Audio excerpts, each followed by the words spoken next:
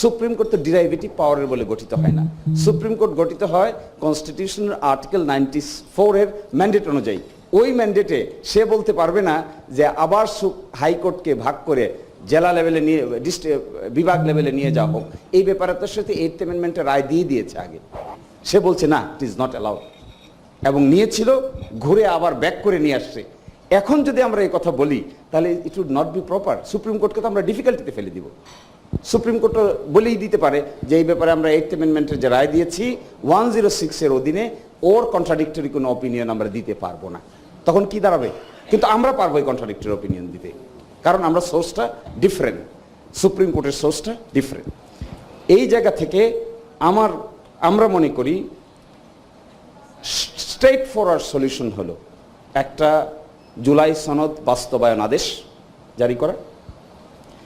এই জুলাই সনদ বাস্তবায়ন আদেশের মধ্যে ডিসেন্টিংয়ের পার্টে একটা কথা আসতে পারে, কিন্তু আমাদের ধারণা dissenting opinion does not have any binding force.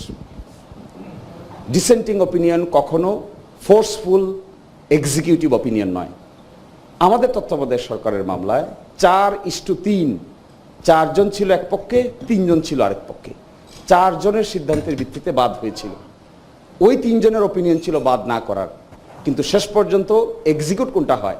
Execute হয় হলো মেজরিটি। ফলে ডিসেন্টিং এখানে থাকা কোনো প্রয়োজন আছে বলে আমি মনে করি না। আমাদের দেশে এখন পর্যন্ত 3টা গণভোট হয়েছে। একটা গণভোট হয়েছে হলো শহীদ প্রেসিডেন্ট জিয়াউর রহমানের আমলে। এই গণভোটের ল্যাঙ্গুয়েজটা এখানে আছে। ল্যাঙ্গুয়েজটা ছিল এটা যে আপনারা শহীদ প্রেসিডেন্ট মানে জিয়াউর রহমান, মিস্টার জিয়াউর রহমান কর্তৃক গৃহীত নীতি এবং কর্মকাণ্ডের সহিত একমত কি না? জনগণ বলেছে হ্যাঁ। এরশাদ সাহেব আয়োজন করেছিলেন এটা। আরেকটা আয়োজন করেছিলাম 1991 সালে।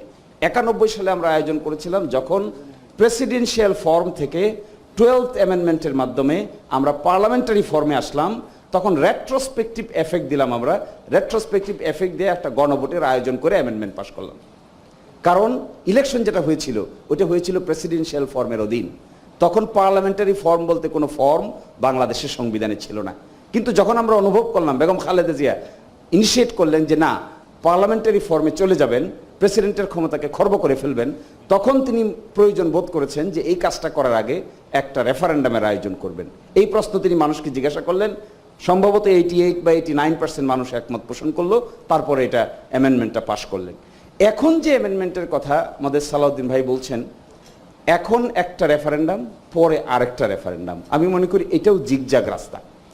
এখন রেফারেন্ডাম আমরা আয়োজন করব এই কথা বলার জন্য যে জুলাই সনদের বাস্তবায়নের এইটার জন্য জনগণ হ্যাঁ বলে নাকি জনগণ না বলে। এটা রুট কোথায়? এই সনদের ভিতরে 4-5টা ইস্যু তো আছে কনস্টিটিউশন অ্যামেন্ডমেন্ট করার। আরপিও সংশোধন করে গণভোট দিয়ে কি করে সংবিধান সংশোধন হবে? সংবিধান সংশোধনের যে গণভোট, এইটার বিধান তো 142-তে। সেই 42-তে যে গণভোটের কথা বলা আছে তার আগে 2-3টা স্টেপ পার হয়ে তারপরে গণভোট, সরাসরি গণভোট না। এবং 142-তে রিভাইভ করে গেছে কিন্তু 142 15th অ্যামেন্ডমেন্টে 142 মামলায় 15th অ্যামেন্ডমেন্টকে 142-কে রিভাইভ করা হয়েছে। যদি এই পজিশন দাঁড়ায়, আমি কেন এই কথা বললাম? আমি বলছি যে এই রাস্তাগুলোকে জিগজাগ মনে হয়। স্ট্রেট ফরওয়ার্ড রাস্তা কি হওয়া উচিত? তাহলে স্ট্রেট ফরওয়ার্ড রাস্তা হলো this government is holding constituent and amending power. We are holding derivative power. This government can proclaim or issue an order, July সনদ বাস্তবায়ন অর্ডার। এই অর্ডারের মধ্যে এগুলো ইনক্লুড থাকবে। এখানেই নির্বাচনের কথাও বলা থাকবে, এখানেই দ্বিকক্ষ বিশিষ্ট পার্লামেন্টের কথাও বলা থাকবে, এখানেই হাইকোর্ট ডিভিশন 6 জায়গায় চলে যাবে এটা বলা থাকবে, এখানেই ডেপুটি স্পিকার হবে বিরোধী দল থেকে এই কথা বলা থাকবে, এখানেই বলা থাকবে 10 বছরের বেশি কি প্রাইম মিনিস্টার হতে পারবে না, এখানেই বলা থাকবে উচ্চকক্ষ কিভাবে গঠিত হবে, নিম্নকক্ষ কিভাবে গঠিত হবে। এই অর্ডারটাকে বাস্তবায়ন করার জন্য যদি এমন হয় যে ন্যাশনাল ইলেকশন যখন হবে একই সাথে এটাকেও রেফারেন্ডামে অ্যাপ্রুভ করে নেওয়া, তাহলে that may be N easiest রাস্তা। এর ছাড়া বাকি যে সমস্ত রাস্তায় আমরা যাব, এটা দ্বিতীয় স্টেপ, তৃতীয় স্টেপ, চতুর্থ স্টেপ তৈরি করবে। ওই স্টেপগুলো আনসার্টেন।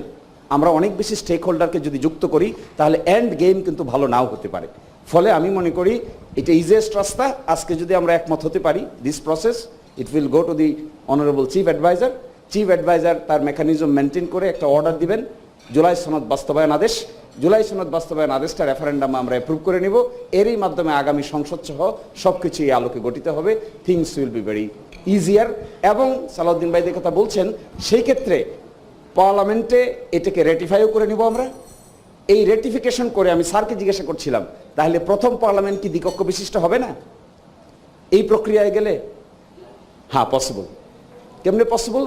প্রথম পার্লামেন্ট যদি আমরা যে প্রক্রিয়ায় গঠন করি না কেন, পিআর পদ্ধতিতে করি আর ফার্স্ট পাস দ্য পোস্ট সিস্টেমেই করি না কেন, ওই পার্লামেন্টের মধ্যেই যে দ্বিকক্ষ বিশিষ্ট পার্লামেন্টের প্রপোজাল থাকবে, ওই পার্লামেন্টে এইভাবে গঠিত হয়ে যাবে। যে প্রক্রিয়ায় নেই না কেন আমরা, প্রক্রিয়ার ব্যাপারে আমি কোনো কথা বলছি না, কারণ প্রক্রিয়ার ব্যাপারে ডিবেট আছে। কিন্তু ফার্স্ট পাস দ্য পোস্ট অথবা পিআর যে সিস্টেমেই বলি না কেন, আমরা এগ্রি করে গেলে, এই আদেশ জারি করে গেলে, এই parliament, coming parliament may be a bicameral parliament. এবং আমার ধারণা এই ইজিয়েস্ট রাস্তার মধ্য দিয়ে ঐকমত্য ইজ ভেরি ইম্পর্টেন্ট। কারণ সোর্স ডিরাইভেটিভ পাওয়ার ব্যবহার করতে গিয়ে আমরা অ্যামেন্ডিং পাওয়ারকে আর কনস্টিটিউয়েন্ট পাওয়ারকে ডেস্ট্রয় করতে পারবো না। যদি আমরা কোনো কারণে ডেস্ট্রয় করে ফেলি, তাহলে পরবর্তীতে আদালতে এগুলো নিয়ে বড় ধরনের জিগজাক প্রবলেম সামলাইতে হবে। এবং এই প্রক্রিয়াটাতে আমি আবার বলছি, আমি ছোট মানুষ, কিন্তু আই এম সরি অনেক কথা বলছি, কিন্তু এতটুকুর জন্য একটা টেকসই মেকানিজম ব্যবহার করে সমস্যাটার সমাধান করে দিয়ে সকলেই আমাদের রিলিভ হয়ে যাওয়া প্রয়োজন। এবং সেটা হলো জুলাই সনদ বাস্তবায়ন আদেশ। No 106, no referendum now, referendum may be organized at the time of the national election. Next parliament will be bicameral parliament. এবং যে সমস্ত কনস্টিটিউশনাল দিয়েছি, এই প্রশ্নটা আমরা জনগণের কাছে জিজ্ঞাসা করতে পারি ওই সময়ে। এখন এটা আগে জিজ্ঞাসা করার কোনো প্রয়োজন আছে বলে মনে হয় না।